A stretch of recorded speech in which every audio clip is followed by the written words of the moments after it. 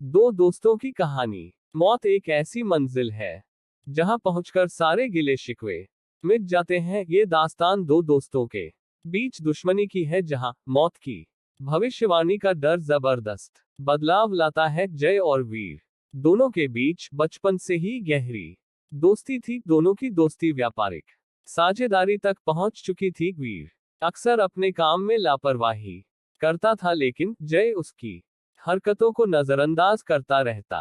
एक दिन जब पानी सर से ऊपर हो गया तो जय ने वीरू ने कहा, यदि तुम्हें व्यापार में लापरवाही करनी है तो हमें अलग हो जाना चाहिए। ये व्यापार केवल मेरा नहीं है, इसलिए ये केवल मेरी जिम्मेदारी नहीं। वीर को जय की बात इतनी बुरी लगी कि उसने व्यापार को अलग अलग करने की बात मान ली। बस फिर क्या था, देखते ही देखते दोनों के रास्ते अलग हो गए।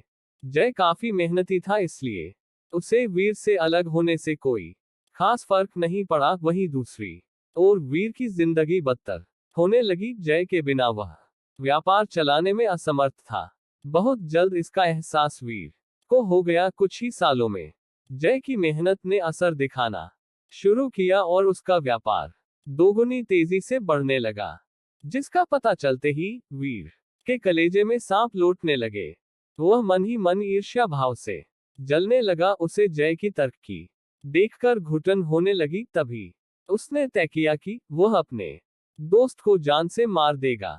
वीर अपने दिल में प्रतिशोध की आग जलाकर जैसे ही जय की कंपनी में पहुंचा तो उसे पता चला कि जय कहीं बाहर गया है। उसी कंपनी में वीर की नजर एक बुजुर्ग मुलाजिम पर पड़ी, जो शुरुआती दौर से ही कंपनी में कार्य कर रहे थे, लेकिन व्यापारिक बंटवारे के दौरान उन्होंने जय के साथ काम करना सही समझा।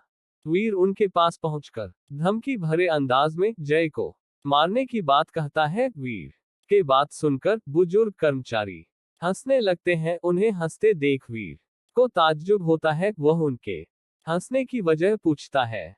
तभी बुजुर्ग कर्मचारी जय की मौत की भविष्यवाणी करते हुए कहते हैं कि साहब तो 6 महीने में अपने आप बीमारी से मरने वाले हैं, फिर आप उन्हें मारकर जेल क्यों जाना चाहते हो। कर्मचारी की बात सुनते ही वीर के पैरों तले जमीन खिसक गई। उसे अपने फैसले से घृणा होने लगी। उसे यकीन ही नहीं हुआ कि उसका दोस्त इतनी जल्दी दुनिया से चला जाएगा। जय की मौत की खबर ने वीर का गुस्सा शांत कर दिया था।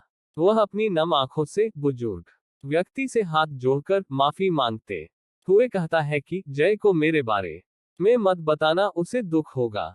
और इतना कहते ही वीर वहां से वापस आ जाता है। रह रहकर वीर को जय की चिंता सताने लगती है, लेकिन दोनों के बीच पैदा हुए मतभेद हर बार उसे जय के पास जाने से रोक लेते हैं। धीरे धीरे वीर जय के प्रति सहानुभूति रखने लगता है। उसे जय की पुरानी बातें याद आने लगती है। उसे लगता है कि जय के मरने से पहले उसे अपने बचपन के दोस्त से एक बार जरूर मिलना चाहिए। और अगले ही दिन वह उससे मिलने उसके घर पहुंचता है।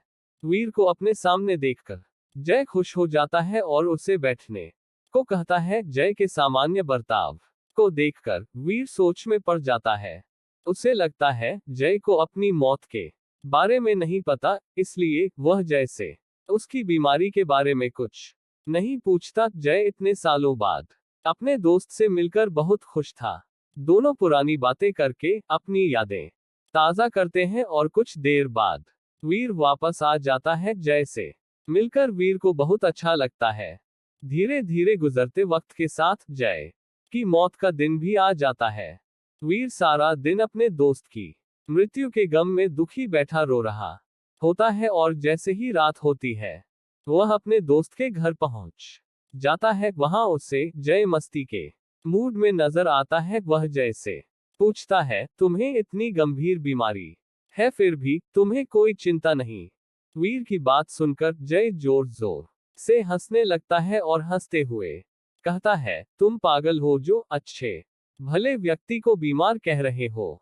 वीर अपनी बात साबित करने के लिए जय से उसकी कंपनी में काम कर रहे उसी बुजुर्ग कर्मचारी को बुलाने को कहता है, जिसने 6 महीने पहले जय की मौत की भविष्यवाणी की थी। जैसे ही जय को पूरा माजरा पता चला। उसने तुरंत उसी बुजुर्ग कर्मचारी को अपने घर बुलाया। उनके आते ही वीर उन्हें डांटने लगा, लेकिन बुजुर्ग कर्मचारी जैसे ही जय की मृत्यु की सच्चाई बताता है, वीर पानी पानी हो जाता है। बुजुर्ग व्यक्ति दोनों के सामने हाथ जोड़कर विनम्रता से कहता है कि मेरे द्वारा की गई मौत की भविष्यवाणी झूठी थी। दरअसल उस दिन वीर का गुस्सा देखकर कर्मचारी ने दोनों की दुश्मनी खत्म करने के लिए झूठ बोला, जिसका असर यह हुआ कि दोनों की नफरत फिर से दोस्ती में बदल गई है और आज दोनों साथ खड़े हैं। जय और वीर बुजुर्ग व्यक्ति की समझदारी की तारीफ करते हुए उन्हें गले लगा लेते हैं। बुजुर्ग व्यक्ति की समझदारी ने दोनों के बीच नफरत के जहर को खत्म कर दिया था और इसी के साथ मित्रता की कहानी खत्म हो जाती है। दोस्तों, ये वीडियो पसंद आया हो तो लाइक शेयर सब्सक्राइब करें। जय हिंद।